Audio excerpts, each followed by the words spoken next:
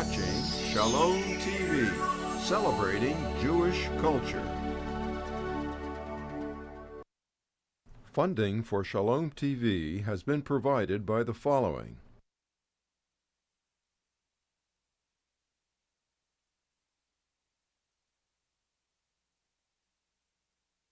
and by viewers like you.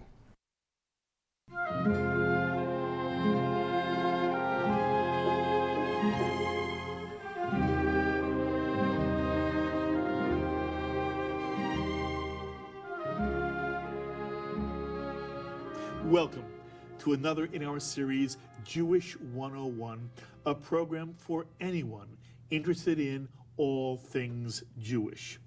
I'm Mark Golub, and this week we continue our look at the ways in which Jews and the Jewish tradition itself have understood what it means to say that God gave the Torah, what it means to say that the Torah is from God, and that God is the divine author of the Torah, the issue of revelation. And please note, I was careful to say that we're looking at the ways, plural, the ways in which the Jewish tradition has interpreted the notion of the Torah's coming from God. Because throughout Jewish history, Jews have, on the one hand, always revered the Torah, loved the Torah, cradled the Sefer Torah, danced with it, cared for it, and kept the Torah close to their hearts and at the center of their lives. Jewish life is defined by a sense of Torah, which is a way of viewing the world, a way of embracing life, and a way of living life. That's what Torah is, and what Torah is all about. It's the Torah, this mindset, and this way of living, which has shaped the Jewish people and which has given to civilization the notion of ethical monotheism. Remember, Judaism, which is the English word for Torah, the English equivalent of the word Torah, Judaism and Torah are all about people, and how each of us is to treat our fellow human being, whatever their religion, or nationality, or economic status, or gender, or sexual preference, whatever it may be. Torah is all about people, and how the Jewish people create a sense of holy community in covenant with the God of this universe. And then the question is asked, what about the details of the Torah? What about the Torah narratives, the stories in the Torah? What about the specific laws of the Torah? Are they literally, word for word, written by or from God? And I received wonderful emails from many of you. I can't thank you enough. They mean so much to me. I keep watching every day for emails.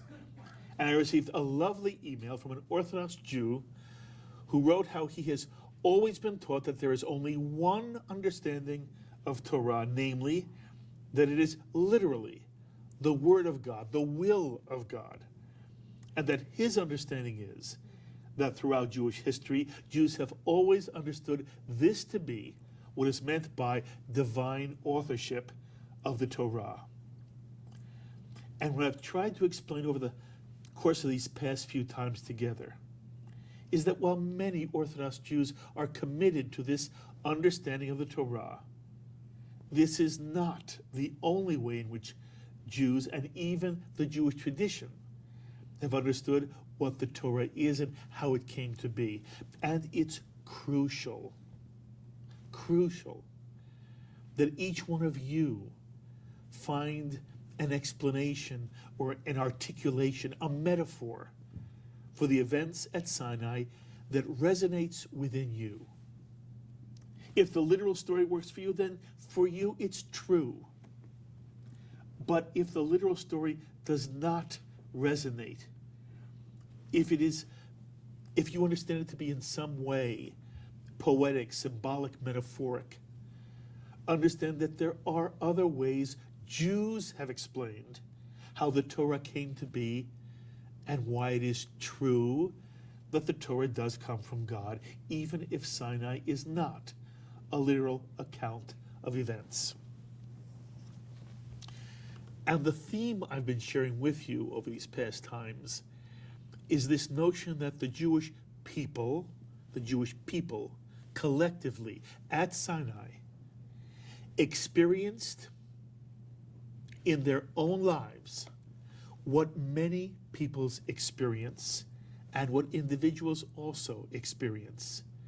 At Sinai, as a community, the Jewish people experienced the presence of God in such an overwhelming way, a powerful way, that it forever shaped Jewish consciousness and shaped what the Jew wants to do with Jewish life. Poetically, or as Maimonides would say, as a parable, the Jewish people heard God at Sinai. Remember, Jews never see God. God can never be seen. But the Jewish people shema, poetically hear God at Sinai. And over time, the Jewish people wrote a response to what they heard then and forevermore. That is why the Jewish tradition teaches the Torah is never complete, never finished, never ending.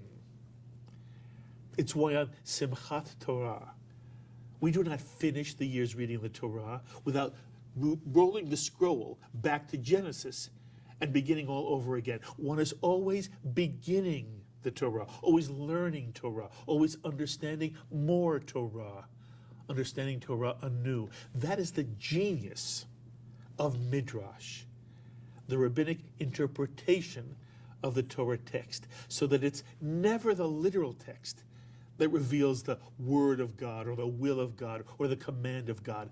It's the sage's interpretation and understanding, the drash, which reveals what the Jewish people understand God intends to communicate to us, what God demands of us.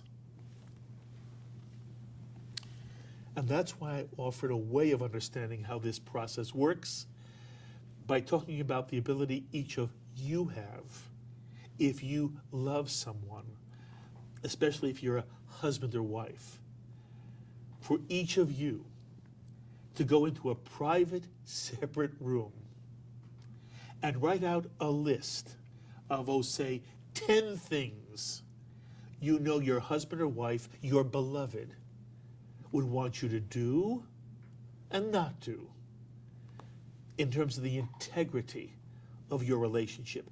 Each one of you could write such a list. Even if your husband or wife had not specifically stated what should be on the list, out of your love for each other, out of your understanding of each other, out of the depths of this loving relationship in which two souls have met and have made each other more of what each can become. You can write a list. Because with that famous third ear, or intuition, sensitivity, you have heard what your beloved wants of you and what would be a betrayal of your beloved. And sometimes this list that you would write would not only be about the relationship you have with your beloved, but would involve a third person. On this list that you would write, a husband and wife would write, there might be how one treats one's children, or how one treats one's parents. A wife might want her husband to treat his own parents in a certain way that somehow reflects the integrity of their relationship. Even more so, perhaps, how the husband treats the mother-in-law and father-in-law, one's in-laws. or one's cousins, or one's elders in general, or one's friends, and even one's enemies. How we treat other people affects the primary relationship we have with people we love. Because the people we love expect it of us, want it of us. In part, it's why they love us and why we love them. And to treat someone else, a third person, badly, cruelly, to gossip about them, to make fun of them, to ignore them, not to see them or understand them. It would be bad enough to do that to the other, but sometimes even doing it to a third person in some way destroys a sense of real togetherness. It's not only how we treat each other, it's how we treat others that matters to our beloved. That would be on the list. The list would be longer than 10. Oh, it might be, I don't know, 613 things, which of course is the number of commandments that are in the Jewish tradition. And you know, we might one day show this list to our beloved. And our beloved would look at the list and say, well, wait a minute, why'd you put this on the list? This doesn't matter to me. I don't care about that. Oh, I thought you did. No. Oh, take it off. Because the list always changes over time. What a couple the day of their wedding might write on a list, and what a couple celebrating their 25th anniversary or their 50th anniversary, the list would be very different. The longer we know each other, we love each other, the more subtle the list becomes, the better the list becomes. That's the way the list works. And what's also amazing is that not everything on the list has to deal with human interaction of an ethical nature. There are things a beloved wants that has nothing to do with how kind we are, but has to do with how we create a sense of family and community together, how a family is sustained. There might be a set of family rituals on the list that has to do with where one goes on vacation, what vacations are like, or what cuisine one eats every Sunday evening, or the ritual of putting a child to bed after a bath, and the story that is read, or how important it is to be home for dinner, or to be at the children's play, or their t-ball game, or a grandchild's recital. Things having to do with creating a sense of family are on that list of 613 things. And look, this analogy of a list that I offer you, it's not a literal analogy. It's a poetic analogy. But it gets at the heart of what Jewish philosophers have understood Torah to be. The Torah is the Jewish people's list of what we understand we should do out of our sense of experiencing the presence of God, what the Jewish tradition calls the Shekhinah. And remember, in Hebrew, God's name, written Yud He Vav He, is not a noun. It's a verb. In Judaism, God is not a thing, not a noun, not a thing. God is not an invisible person. God is understood to be, as the Hebrew tries to convey, the essence of being in this universe, the energy that pulsates through the entire universe and pulsates through the soul of women and men and gives life to all things, and in some mysterious way lets us human beings know that the God of this universe cares how we treat each other, how we treat other people. cares that we be kind and gentle and giving and loving of other people. This is what the God of the universe, the God of all humanity, the one living God, wants of everyone, Jew and non-Jew alike, everyone. Everyone has a relationship with God according to the Jewish tradition. But again, the Jewish genius is that the Jewish people have articulated their own response to that God, have defined in ethical terms what it means to create a life of holiness and what it means to be a good, responsible human being. You know, every religion, every philosophy has its own definition of what a good person is. The Jewish tradition has this magnificent view of what it means to be a good person. Being creative, God's partner in the rest of creation, improving every aspect of this beautiful world. That one does this while embracing also the material of this world, the joys of this world, the physical pleasures of this world, including sexuality and companionship.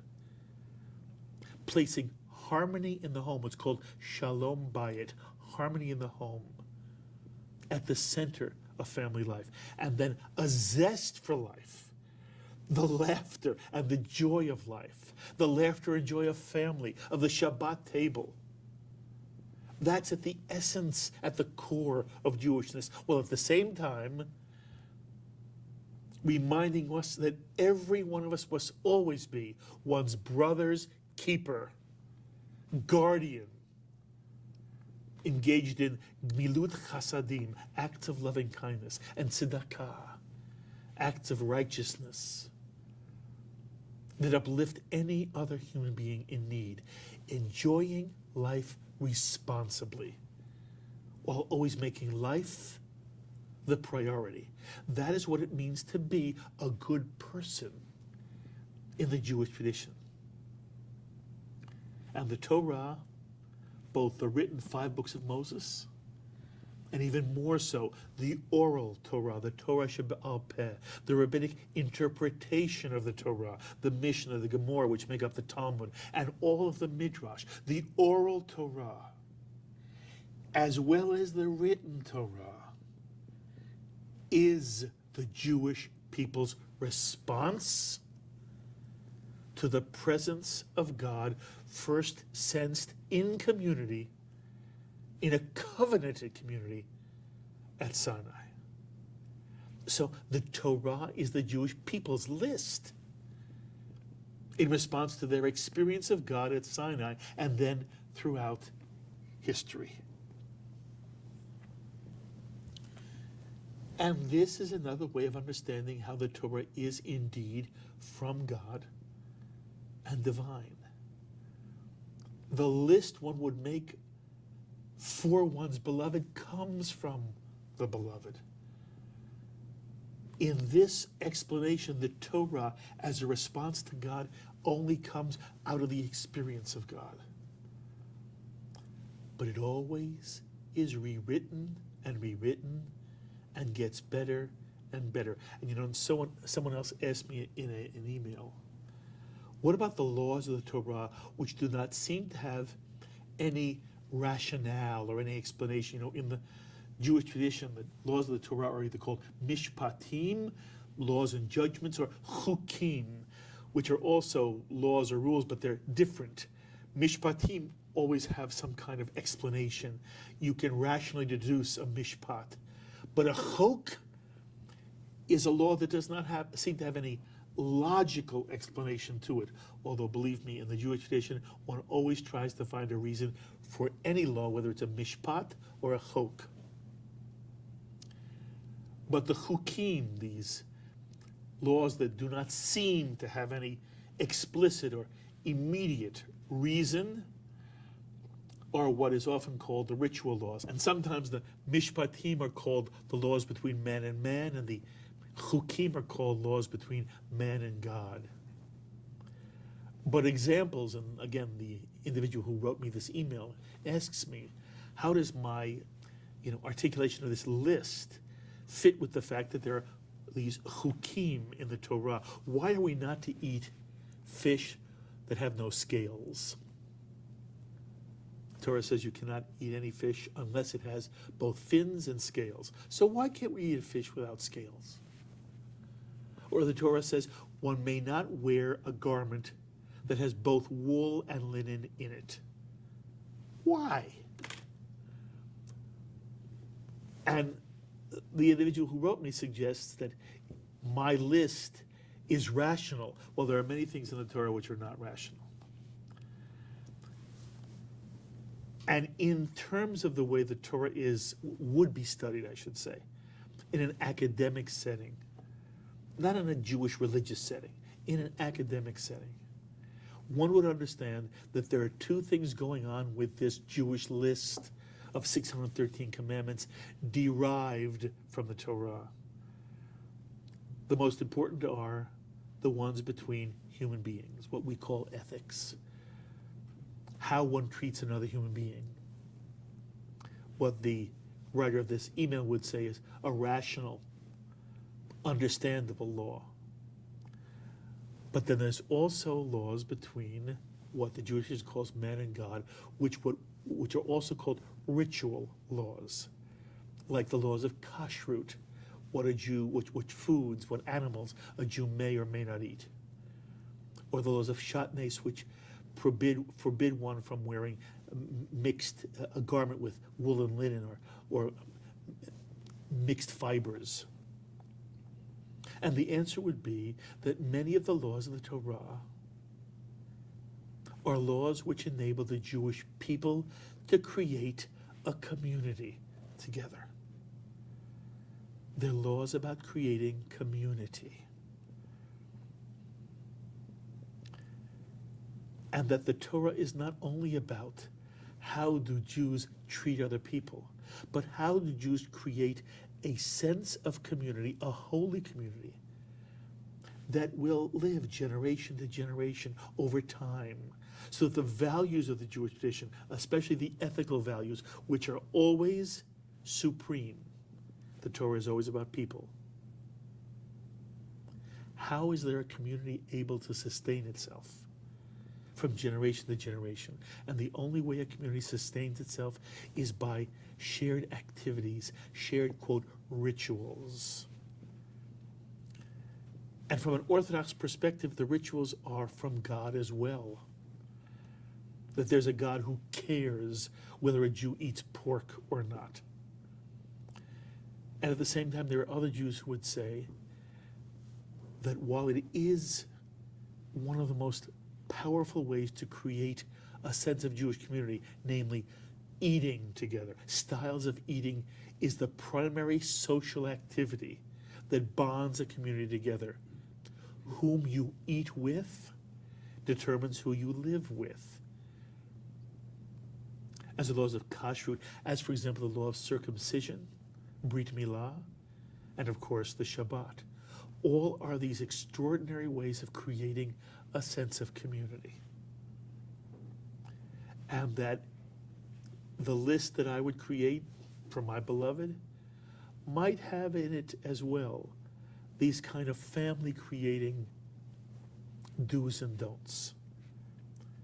If there's an analogy, that's the analogy. The analogy here is that the Torah is not only made up of ethical laws which are at the heart of Torah and which I believe the living God truly cares about, but there are also laws which the Jewish people care about because they maintain a sense of Jewish community. And unfortunately, as Jews become further and further removed from some of the core ritual of Jewish life, they still may be very lovely people, which is more important than anything. But they may not be connected to the Jewish core, to the Jewish community, to a sense of Torah. and the generation that follows may be still further away from a sense of Torah. The reason one observes Jewish mitzvot, the chukim, or these laws of a family nature, is because we understand how important it is to keep the Jewish family together in order to preserve the Jewish view of what life means and what it means to be a good person. And now finally, in this whole explanation, investigation, overview of what the Jewish tradition means when it says the Torah is from God, I want to tell you one more Midrash. I hope many of you know this Midrash, but if you don't, there may be no more important Midrash in the Jewish tradition when it comes to understanding Torah than this one. And this Midrash actually comes from the Talmud itself, from Tractate Baba Metzia. And it's about a dispute that rabbis have about how you make an oven kosher for Passover. And the actual characters involved center around Rabbi Eliezer. And I hope you'll forgive me. I'm going to change only the names of the characters. The characters will be changed, not to protect the innocent, but to make the story a little richer. But it's exactly the same story with different characters. In my story, when I teach it to children, I use names they know. So I'm talking here about Moses and one of the greatest teachers of Jewish law, one of the people who created the Talmud, Rabbi Akiva, perhaps the greatest of all Talmudic scholars, teachers. Rabbis quoted the sages of the Talmud. And the story goes like this. There was once a debate in which the rabbis were arguing, how do you kosher an oven for Passover? And Akiva was trying to explain what he thought the law should be. And in my story, Moshe Rabbeinu, Moses, who had nothing to do that day in heaven, comes down and visits the yeshiva in Eretz Yisrael. And he happens to come in, and there's Rabbi Akiva expounding on how you kosher an oven. And Moses listens, and he's standing there. You know that you always stand in the yeshiva, you don't necessarily sit. And he's listening, and to his shock, Akiva has it wrong. Akiva is just wrong. And how does Moses know? Moses was there when God gave it. Moses knows that Akiva is wrong, and now Moses has a dilemma. You are supposed to respect the rabbis. Do you interrupt rabbinic debate? But Moses has no choice. Also, Moses had his own sense of himself. And so in the story, Moses says, excuse me, I understand what you're saying, but I want you to know the law is not as you say it is. The law is, and then Moses proceeds to tell the law as he understands, as it pertains to koshering an oven for Passover. And Akiva listens attentively and then says, first of all, the voice is familiar, but I don't recognize the face. But excuse me, my friend, you are wrong. The law is as I say it is. Moses is taken aback. Moses says, no. Like Moses does have an ego. Moses, no. And Akiva just will not listen to what Moses has to say. And so finally, Moses says, look, if the law is as I say it is, let that tree outside the window prove that I am right. And all the rabbis at the yeshiva look out the window, and lo and behold, the Talmud tells us the tree gets up and jumps 3 cubits.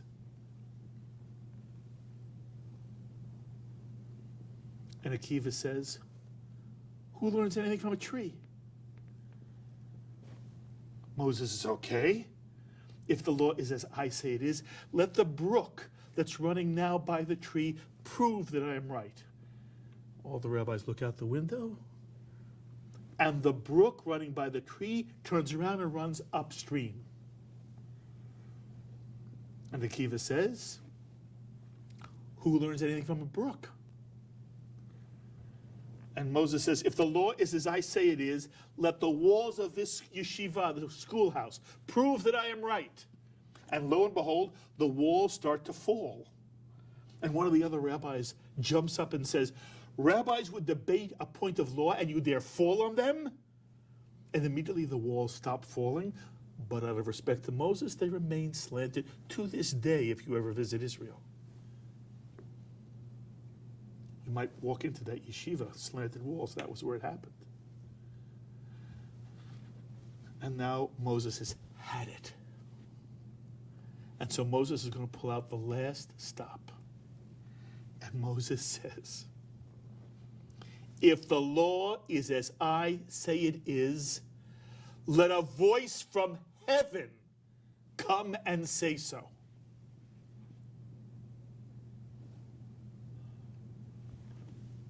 And the room is silent.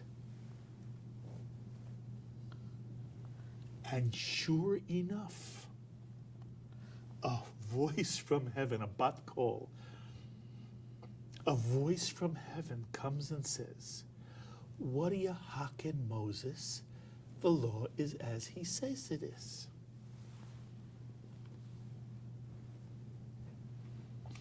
I submit to you, in any other religious tradition, that would be where the story ends. Somebody calls upon God, and God confirms an answer.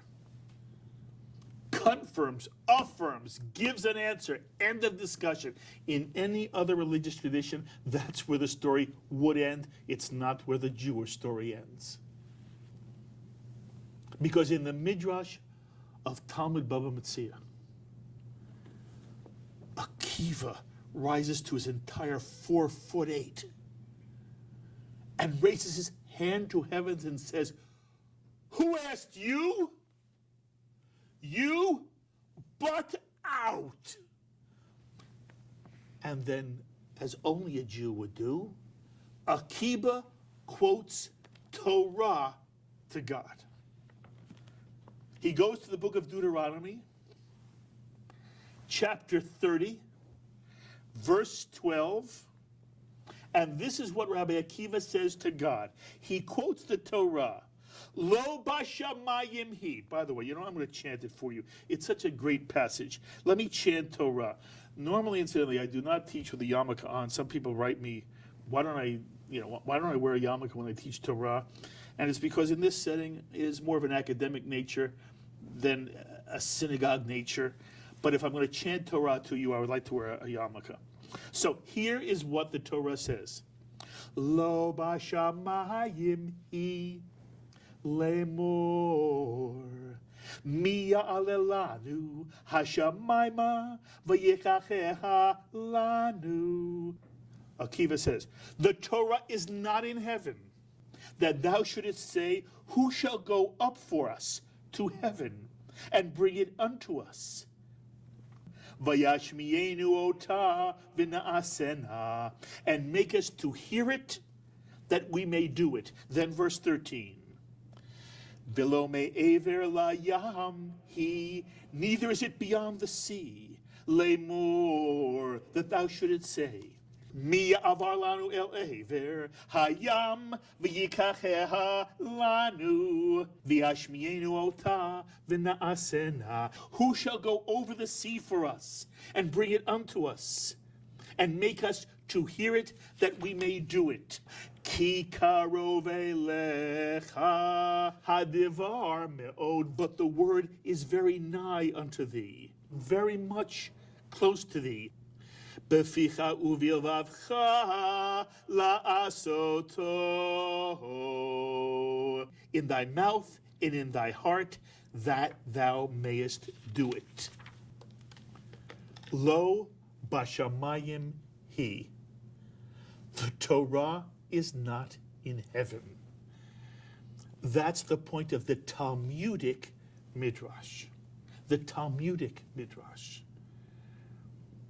And the Midrash goes on to say, Jews no longer wait to listen for voices from heaven. It's not the Jewish way. It's how human beings, people who have studied the Torah, who love the Torah, who live in the Torah, human beings, interpret and apply the Torah. And here's the kicker, even if they're wrong. Even if they're wrong. God said Moses was right. The Torah, lo b'shamayim hi, we don't care what God says. We, the Jewish people, human beings, will interpret the Torah. The Torah is a human enterprise. The Torah is a human response to God. It's not about a fundamentalist notion that the word is written in stone or in heaven. It is always changing. And the Midrash, by the way, goes on. Because in the Midrash, the next day, we learn that the prophet Elijah has nothing to do in heaven one day, comes down to earth, is walking in the streets. You understand this is just a story. And in the Drash, some of the rabbis who witnessed this interchange, they see Elijah, they go up to Elijah. Elijah, what did God do? What did God say when Akiva told him to butt out? What did God say? And in the Midrash, Elijah quotes God. God responded by smiling and saying, my children have won, my children have won. From now on, I butt out. And the great Gaon of Vilna did a drash to the drash. Because the same word for one, my children have won, my children have won, comes from the word netzach, also means forever. And the Gaon of Vilna says, as long as the Jewish people are engaged in not only studying, but interpreting and understanding the Torah, of applying it generation to generation anew, then the Torah will live forever. In the Jewish tradition, it's not about voices from heaven. It's not about a book from heaven. It's about a Jewish response to heaven that is constantly being made more subtle as we learn more about ourselves and the world in which we live, as we learn more about God's world. And you understand, by the way, if you've studied anything about Jewish law, sometimes you'll hear people say, well, Jewish law is immutable, unchanging. It's not true. It's silly. Jewish law has always changed, has always evolved. It says in the Torah, you can't loan people money. The rabbis created a drash, you can loan people money. In the Torah, you can have more than one wife. The rabbis have a takana. From now on, you can only have one wife, unless you're a king. Only one wife. In the Torah, a woman has no right to initiate a divorce. True. But the rabbis argue, you can't divorce a woman unless she accepts the divorce. And not only that, it says in the Torah that a man has a responsibility to feed his wife and clothe his wife and to take care of her sexually. And if the husband doesn't do those three things, feed, clothe, and take care of a wife sexually, the wife can go to the rabbis and they will get her a divorce. The law constantly changes because Jewish law is part of the Jewish people's understanding of what God wants of us over time. That's what this Torah is. The Torah divine? Of course the Torah is divine. And by the way, there are passages in this Torah which you marvel at. How could any human being have ever thought of this? But at the same time, what the Torah is most is the Jewish people's response. And in the end, what matters most is how people live their lives. Does this Torah drive who they are, create a sense of self-identity, and drive them to be part of the Jewish community? that is dedicated to a life of holiness, a life that treats other people as lovingly and as responsibly as possible. Lo bashamayim hi. The Torah is not in heaven. It is in our mouths and in our hearts to do it. As always, I invite you to be in touch with me with any thoughts or comments you may have. To this edition of Jewish 101, you know how much I love hearing from you. And again, I hope this kind of discussion, which you don't find many places, will be helpful to at least some of you. And if so, please be in touch with me. I love to hear from you, and I look forward to hearing from many of you this week. And so until the next time, I'm Mark Golub. Be well, my friends. We would be pleased to send a complimentary DVD of this program to anyone who can send a tax-deductible contribution of $36 or more to the nonprofit organization Jewish Education in Media to help support our programming. Tax-deductible checks may be made out to GEM and mailed to GEM, Post Office Box 180, Riverdale Station, Bronx, New York, 10471. Please indicate the program for which you would like a DVD, and we thank you for your kind support.